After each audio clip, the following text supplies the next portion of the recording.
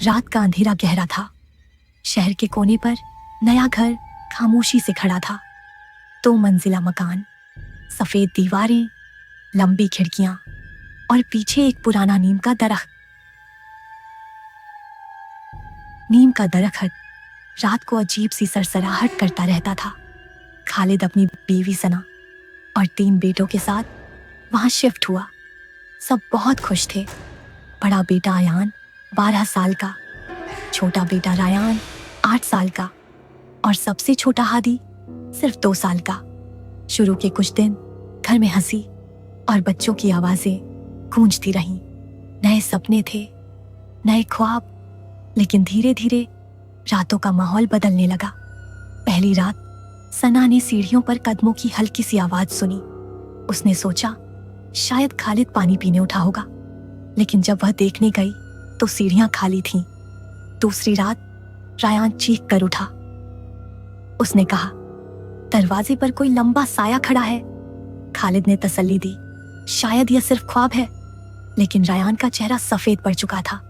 फिर किचन के बर्तन बिना वजह गिरने लगे। खिड़कियों के शीशे खुद ब खुद कांपने लगे। नीम के दरख्त की परछाइयां दीवार पर चलती नजर आ रही थीं, जैसे कोई धीरे धीरे चल रहा हो। अयान कुछ दिनों से ज्यादा खामोश रहने लगा। सुबह उठकर थका हुआ लगता, जैसे रात भर सोया ही ना हो, लेकिन उसने कभी कोई अजीब बात नहीं बताई। फिर एक सुबह सब कुछ बदल गया। सना ने देखा अयान अपने बिस्तर पर सीधा लेटा है। वो स्कूल के लिए नहीं उठा। सना ने उसे हिलाया, पुकारा, लेकिन वह नहीं जागा। सांस चल रही थी, दिल धड़क रहा था, लेकिन होश नहीं था। हॉस्पिटल में सब टेस्ट नॉर्मल आए। डॉक्टर्स परेशान थे, हर रिपोर्ट सही थी, लेकिन अयान होश में नहीं आ रहा था। अयान को घर वापस लाया गया। वह जिंदा था, लेकिन बेहोश। उस दिन के बाद घर की फजा और भारी हो गई। अब अजीब वाक़यात तेज हो गए। रात को सना को महसूस होता कि कोई उसके कमरे में खड़ा है। एक रात उसने साफ देखा, दीवार के पास एक बूढ़ी औरत खड़ी है। उसके बाल खुले हुए थे, आंखें अंधेरे में चमक रही थीं। सना चीख उठी। खालिद भागकर आया, लेकिन कमरा खाली था। दूसरी रात सना ने देखा कि सीढ़ियों पर एक छोटा बच्चा बैठा है। वो उसकी तरफ देखकर मुस्कुराता है, फिर धीरे धीरे हवा में गायब हो जाता है। कभी सना को लगता कि कोई उसके कंधे पर हाथ रखता है, कभी कान के पास हल्की सरगोशी सुनाई देती है। रायान ने भी कहा, मैंने भाई को अपने कमरे में खड़ा देखा, जबकि असल में अयान बिस्तर पर बेहोश पड़ा था। सना का जहन हिलने लगा। उसने खालिद से कहा, यह घर ठीक नहीं है, यहाँ कोई और भी है। खालिद पहले गुस्से में आया, लेकिन जब उसने खुद देखा कि रात को दरवाजा अपने आप बंद हो रहा है, तो उसका दिल भी कांप गया। अब प्रोफेसर को बुलाने की वजह सिर्फ अयान की बेहोशी नहीं थी, बल्कि यह सब कुछ था जो घर में हो रहा था। सना कहती, मुझे हर जगह अलग अलग चेहरे नजर आते हैं। कभी बूढ़ी औरत, कभी कोई लंबा साया, कभी छत पर कोई झुक कर देख रहा होता है। आखिरकार खालिद ने शहर के मशहूर प्रोफेसर को बुलाया, जो रूहानी मुद्दों का इल्म रखते थे। प्रोफेसर घर में दाखिल हुए। उन्होंने फौरन हवा में सख्ती महसूस की, नीम के दरख्त की तरफ देखा, फिर धीरे से बोले, यहाँ दरवाजा खुला हुआ है। सना रोते हुए बोली, हमारा बेटा बेहोश है और घर में भूत घूम रहे हैं। प्रोफेसर अयान के पास बैठे। उसने उसका माथा छुआ, फिर आंखें बंद करके कुछ देर खामोश रहे। अचानक उन्होंने आंखें खोली और कहा, तुम्हारा बेटा बीमार नहीं है। खालिद ने परेशान होकर पूछा, फिर क्या है?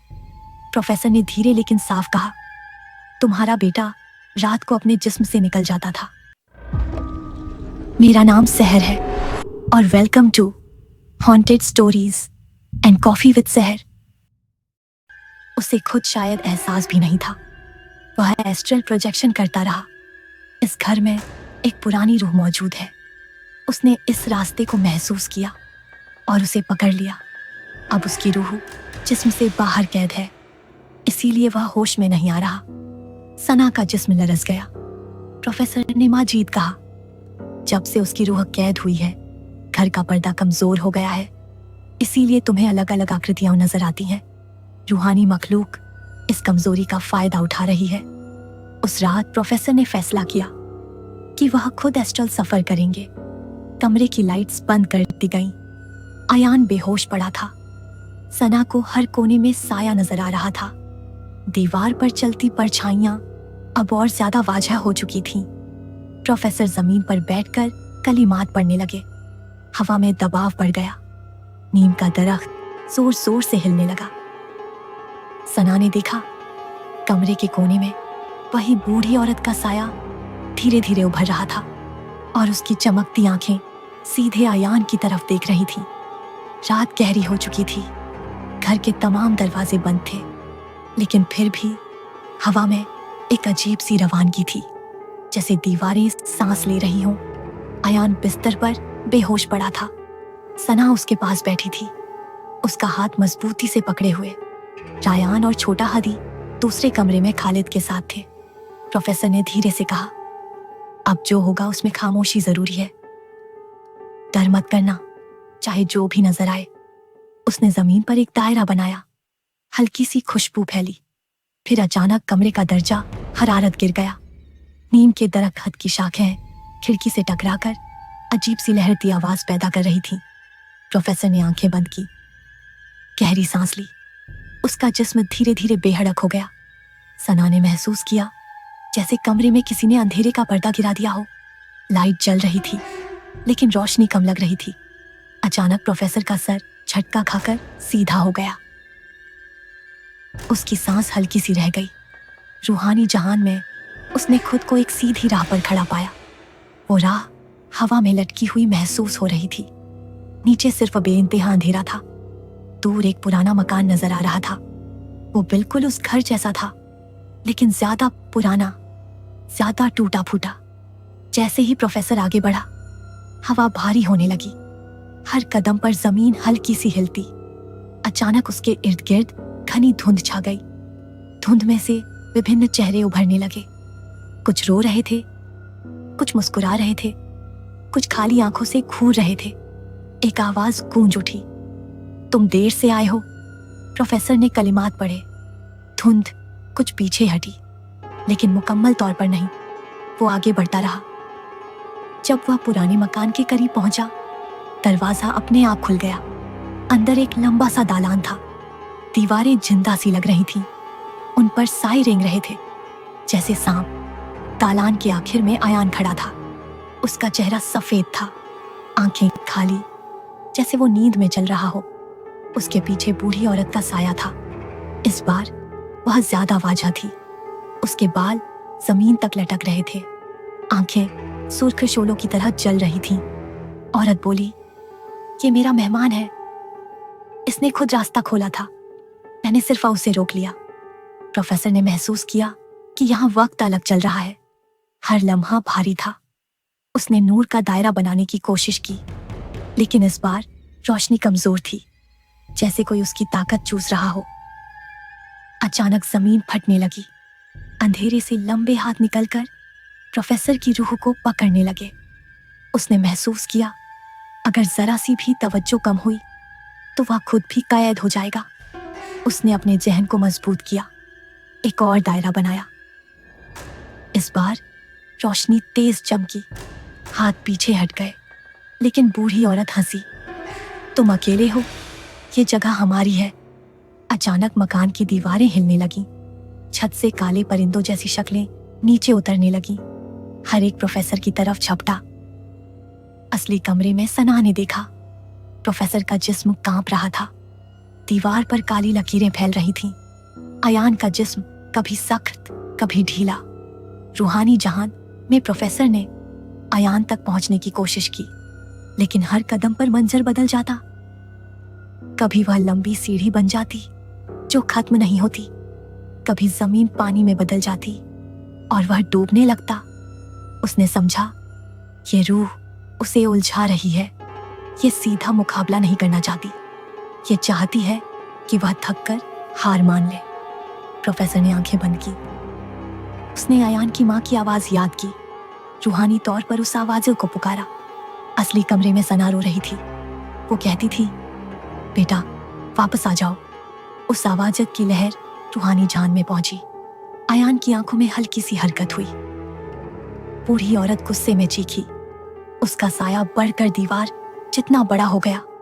उसने अयान को अपनी काली चादर में लपेट लिया। प्रोफेसर ने आखिरी कोशिश की, अपनी तमाम रूहानी ताकत जमा की और नूर को तीर की तरह औरत की तरफ फेंका। अंधेरा जोर से लरसा। एक लम्हे के लिए सब कुछ खामोश हो गया। फिर जोर का धमाका हुआ। मकान टूटकर धुंध में बिखरने लगा। बूढ़ी औरत की चीख गूंजी। वो पीछे हट गई। प्रोफेसर ने फौरन अयान का हाथ पकड़ा, लेकिन वापस आना आसान नहीं था। रास्ता बंद हो रहा था। नीचे अंधेरा और गहरा हो चुका था। उसने महसूस किया कोई उसे पीछे खींच रहा है। अगर उसने हाथ छोड़ा तो दोनों गिर जाएंगे। अगर मजबूती से पकड़ा तो दोनों बच भी सकते हैं। उसने हिम्मत की, अयान को अपनी तरफ झटका दिया और उसे नूर के दायरे में धकेल दिया। अचानक रोशनी फूटी। असली कमरे में अयान का जिस्म जोर से उठा। सना चीख कर उसके पास झुकी। प्रोफेसर का जिस्म पीछे गिरा, जैसे किसी ने उसे जोर से धक्का दिया हो। एक लम्हे के लिए सब कुछ खामोश था। फिर अयान ने गहरी सांस ली और धीरे से आंखें खोल दी। प्रोफेसर ने भी आंखें खोली। उसका चेहरा पीला था। उसने कमजोर आवाज में कहा, वो रूह अब कमजोर हो चुकी है, लेकिन मुकम्मल तौर पर खत्म नहीं हुई। दरवाजा बंद कर दिया गया है, मगर याद रखो, अगर कभी फिर खोला गया तो शायद इतनी आसानी से बंद न हो। घर की हवा हल्की हो गई। काली लकीरें दीवार से गायब हो गईं, लेकिन प्रोफेसर की आंखों में एक गहरा सा साया रह गया था, जैसे वो जानता हो रूहानी जहान में लड़ाई कभी पूरी तरह खत्म नहीं होती। अगर आपको कहानियां पसंद आए तो चैनल को सब्सक्राइब करें, वीडियो को लाइक करें और दोस्तों के साथ ज़रूर शेयर करें। आपकी सपोर्ट हमारे लिए बहुत कीमती है।